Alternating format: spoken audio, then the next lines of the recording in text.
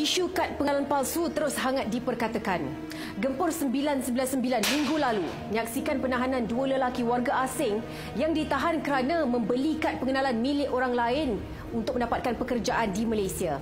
Kali ini beberapa buah keluarga di Masai Johor disiasat oleh Jabatan Pendaftaran Negara kerana memiliki kad pengenalan yang mencurigakan. Saksikan laporan saya bersama wartawan Tun Hizami Hashim dalam Gempur Pencuri Identiti Diri bahagian kedua.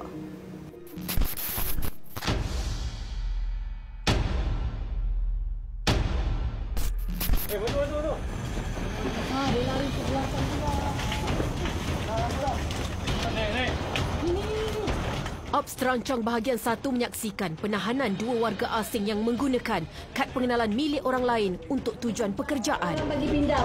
Cakap betul-betul. Ni siapa yang bagi? Itu aku beli saja. Berapa ringgit beli? 300. RM300. Itulah aku pakai itu. Kerja saja. Cari makan.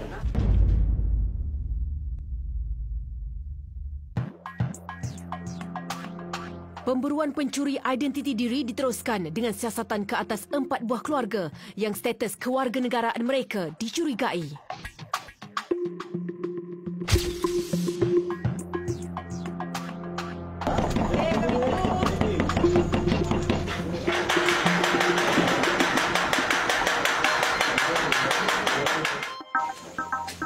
Setelah hampir 30 minit pintu yang diketuk tidak dibuka, pihak Jabatan Pendaftaran Negara terpaksa memecah masuk sebuah rumah di Masai, Pasir Gudang, Johor. Tuh.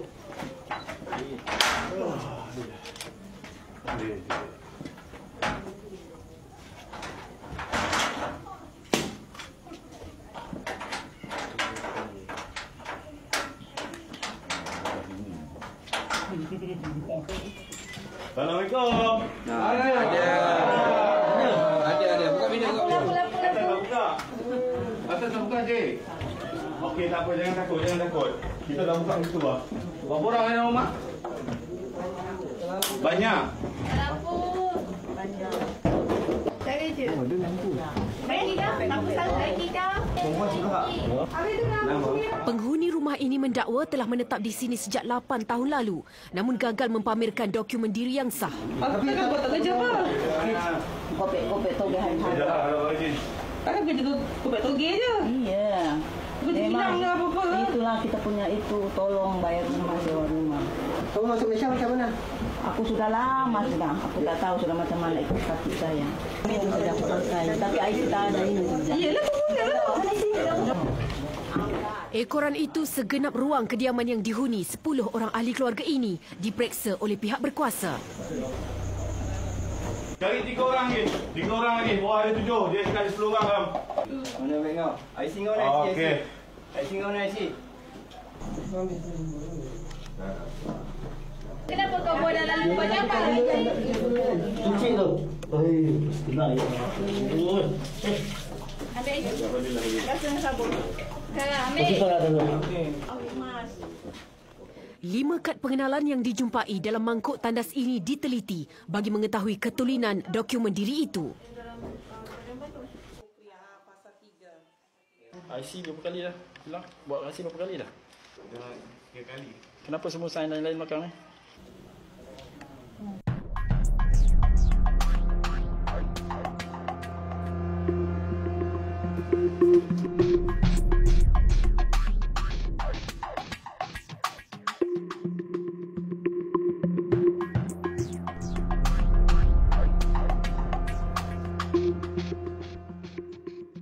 Kesalahan IC itu dibeli nama orang lain, muka lain ke macam mana? Lain muka dia. Dia template kat atas tu lah gambarnya. Yang IC buang tu? Ini macam ini kan. Itu IC siapa? You beli dekat mana? Kita punya kawan. Belilah. Kita bukan beli, kawan itu bagi pinjam sebab dia punya kita mas pakai. Mas kan kadai. Dia punya IC aku pakai. Tapi kenapa Dia buang? bagi Xerox. Bukan aku kasih buang, tapi yang ini yang kasih masuklah. Siapa kasih masuk? Saya. Kenapa letak dalam bilik air? Itu yang itu. Maknanya awak tahulah kesalahan berat kalau awak ada IC tipu tu. Iya, saya tahu puan. Saya sudah bertahun-tahun sini sudah. Tolong. Pada ada orang sini Siapa yang direkam? Memegang MyCard milik rakan jelas menjadi alasan mereka untuk melepaskan diri daripada dikenakan tindakan di bawah peraturan-peraturan pendaftaran negara 1990. Berselat. Ini beli ke? Kawan kasih macam mana gambar kampungnya gambar. Dia suruh pakai dengan aku untuk kejek dia. Dia ada di mana sekarang? Dekat Sabah. Dia tak ada IC lagi punya. Ya, you pakai dia punya, dia tak ada IC lah. Ada. Dia dah tukar gambar. Dia ada 2 IC. Tak, dia bagi pinjam tu dia dengan aku. Tak tahu lah sekarang dah lama lah, tak jumpa dah 10 tahun. 10 tahun dah you pakai IC orang ni lah. Kalau aku tak dekat rumah je. Kalau aku jumpa kerja aku bawa. Kalau jalan tak lah kosong je. Yang bagikan IC ni mungkin dah buat yang lain ni.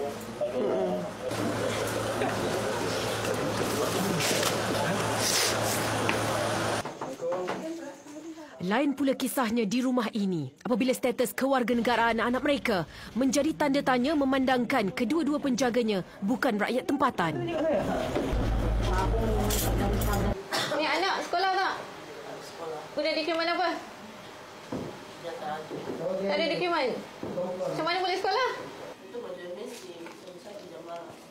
Pemeriksaan lanjut di bilik ini menemukan sijil kelahiran dipercayai milik anak mereka, namun tercatat nama penjaga yang berlainan. Ini sijil layanan kau. Sijil lain Tentara Wakil Negara. Ini Tentara Wakil Negara. Kita tak ada dokumen macam mana kalau tak dapat Tentara Wakil Negara? Dulu macam tahun 2011 kita sama-sama pakai isi orang mak. IC ke mana? Sekarang kami semua buang lah. Akan kau buat, betul ke nama orang pinjam macam mana? Sekarang aku tak pakai lah. Aku tahu itu orang IC undang-undang, kita pun tahu pun tak tahu. Ini kau ngaku kau daftar anak kau atas nama Orang lain. Orang lain. Betul? Masuk sini, Malaysia. Dia juga mendakwa menggunakan dokumen diri milik jirannya untuk tujuan perubatan. Tujuan klinik. Kan, Orang tak boleh daftar klinik, orang bukan orang. Tapi kenapa kamu ubah nama dia? Klinik je. Pergi klinik je. Awak pinjam nama anak orang lain, memang itu anak awak? Bukan anak awak? Ini anak saya tu. Penggunaan kad pengenalan milik orang lain turut menimbulkan kekeliruan mengenai status hubungan antara mereka termasuk keluarga ini. Straight A. Jadi abang punya pasport tak ada? Lama buang. Pasal apa kau buang? Sebab kau nak buat ni, sijil lahir. Betul? Dia gunakan IC palsu, dia sorok benda tu. Jadi kita jumpa dekat belakang speaker ni lah. Oh, bijak. Dia duduk dalam rumah ni dengan seorang perempuan lah. Jadi awak sebenarnya dengan dia apa? Apa? Ha? Tadi kau cakap ini bapa kau kan? Tadi kau cakap bapa kau kan? Ni semua muka yang sama, muka dia. Tadi kau cakap yang ini bapa kau punya. Kau nak lindungi dia kan? Kau pun saya tahan. Tak lindungi dia, saya tak apa-apa. Setelah hampir 20 minit pemeriksaan dan soal siasat dilakukan di rumah ini, hubungan kekeluargaan itu anak saudara dan juga pakcik ini mengelirukan pihak berkuasa. Namun begitu, seorang individu yang dikenal pasti telah pun menggunakan IC palsu yang dibeli dipercayai dengan harga RM300 menggunakan nama orang lain untuk tujuan mendapatkan pekerjaan. Siasatan lanjut turut dijalankan oleh Timbalan Ketua Pengarah Bahagian Pengurusan Jabatan Pendaftaran Negara Muhammad Hermat Lazim kerana khawatir dengan keselamatan remaja berusia 17 tahun ini. Tahu pakcik guna dokumen orang lain? Betul. Sejak bila awak tak tinggal bersama dengan mak awak? 5 tahun. Mak ada konflik dengan saya. Jadi awak tinggal di sini? Ada surat beranak? Ada. Dah lahir di sini ya? Ini asli tu ni.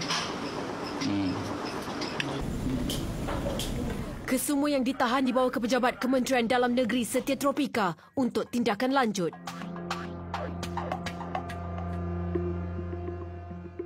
Setelah 5 jam operasi telah pun dijalankan, bagaimana dengan hasil serbuan operasi terancang bahagian 5 2019 ni? Hasil pemeriksaan yang dibuat terhadap 166 premis kediaman, operasi kita yang dijalankan sebentar tadi telah berjaya menangkap seramai 42 orang yang telah melakukan pelbagai kesalahan di mana disyaki memiliki kad pengenalan palsu bilangannya 5 kesalahan dan menggunakan kad pengenalan milik orang lain 5 kesalahan.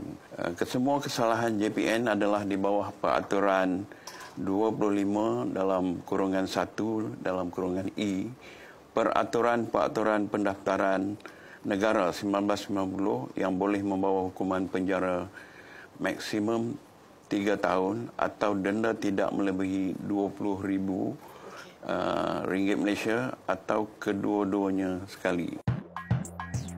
Pihak Jabatan Pendaftaran Negara tidak akan berkompromi dalam memburu dalang sindiket yang menjual kad pengenalan kepada warga asing, termasuk pegawai dan anggota yang tidak berintegriti.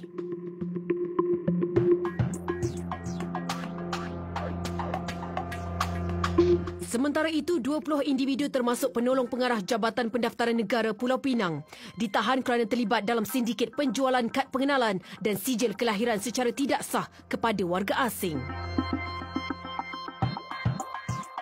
Mereka dilaporkan menjual identiti rakyat tempatan yang telah meninggal dunia kepada warga asing pada kadar mencecah RM600,000. Hasil siasatan mendapati kumpulan ini telah menjual sekurang-kurangnya 6 keping MyKad sejak September 2018. Kertas siasatan dibuka mengikut Akta Kesalahan Keselamatan Langkah-Langkah Khas SOSMA 2012.